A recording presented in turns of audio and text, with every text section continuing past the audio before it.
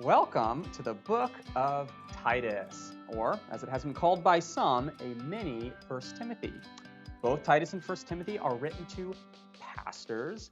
Both letters confront a similar kind of false teaching, which was obsessed with Jewish myths and genealogies. Both of these letters contain kind of a unique household code, which addressed older men and women, younger men and women, the only place that we see a list like that. And then also, both letters are going to call these pastors to appoint elders in their churches and then give a list of qualifications for those elders. But Timothy's elders could not be more different than Titus's elders. And I think that Timothy had the far easier job. Timothy's church in Ephesus was over 10 years old, but the church on the island of Crete, which is where Titus was called to minister, was brand new. Now let's recall for a moment our discussion on the pastoral epistles, 1st and 2nd Timothy and Titus.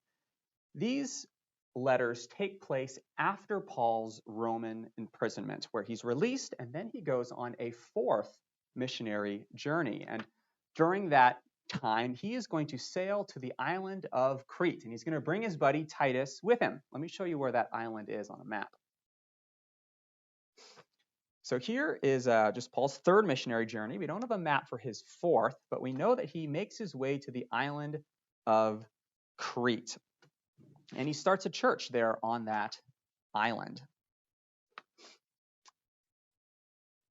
Now, Paul is a pretty busy guy. He's got places to go, people to see. So he says to Titus, you know what, Titus, you stay here on the island of Crete.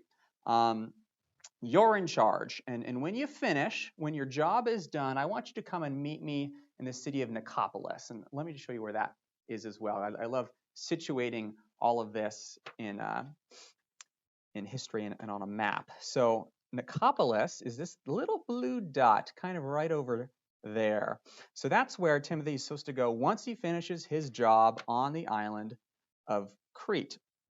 And Paul knows that he can trust Titus. I mean, Titus, this guy is legit. They've been co-workers since the very beginning, Paul and Titus. And Paul has sent Titus into some pretty sticky situations in the past. In Jerusalem, Corinth, that was a doozy. So he knows that Titus is the man for the job. Now let's take a look at Titus's next assignment, and it's going to be here in this section, chapter 1, verse 5, a very important chapter. Let's go over here. I'm going to go to chapter 1. This is why I left you on the island of Crete, Paul says, so that 1, you might put what remained into order, and 2, you may appoint elders in every town, as I directed you. But this is kind of a tough job, to be honest, and it's difficult for 2 reasons. Reason number 1, Crete is not exactly an easy mission field. It was notorious, this island, in the ancient world, the kind of place, well, I would say not the kind of place that you would want to take your kids on vacation. It was populated by retired mercenaries, known for its violence, sexual corruption, drunkenness. It's just not safe. Kind of a nasty place. And in chapter 1, Paul is going to quote a Cretan philosopher, a guy named Epimenides. Let's see what this Epimenides says about his own people, the Cretans. This is verse 12, where Paul's going to say, one of the Cretans, a prophet of their own, says, Cretans, they are always liars, evil beasts, and lazy gluttons. That's what Epimenides says. And you know what Paul says? This testimony is true. I mean, I think that's probably one of the most hilarious verses in the whole Bible. This testimony is true. I guarantee you, though, that Titus, he probably didn't think that was very funny because he was stuck with a lot of them. Well, who else didn't have a very high opinion of the Cretans? Cicero said that moral principles are so divergent that the Cretans consider highway robbery to be honorable. That's the kind of people they are. And then there was this colloquial saying that was floating around in Paul's day. It was a way of saying, you are a liar. And the Greek word is kerizo, which literally means you are a Cretan.